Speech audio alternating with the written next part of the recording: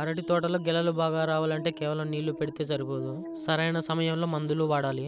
నిన్న 3 ఎకరాలకు మందు కొట్టాం కదా, ఈ రోజు మిగిలిన 3 ఎకరాలు మందు కొట్టడానికి వచ్చాం.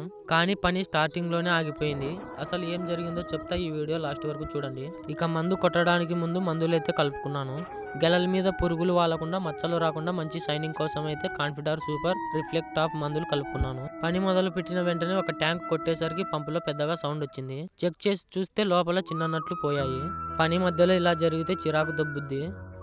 చేసే మూడు ఉత్సాహం సర్వనాశనం అయిపోతాయి. ఇక చిన్న వైర్లతో గట్టిగా కట్టేసి ప్రస్తుతానికైతే అడ్జస్ట్ చేశాను. ఇప్పుడు పంపు బాగానే పనిచేస్తుంది.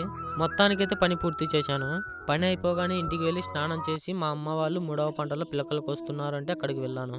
పిలకలు చాలా హైట్ గా పెరిగాయి. ఇవి చూస్తుంటే వచ్చే వర్షాకాలం లోపు పంట చేతికి వచ్చేలా ఉంది. మీరు మీ తోటలో ఏ మందులు వాడతారో కామెంట్ చేయండి.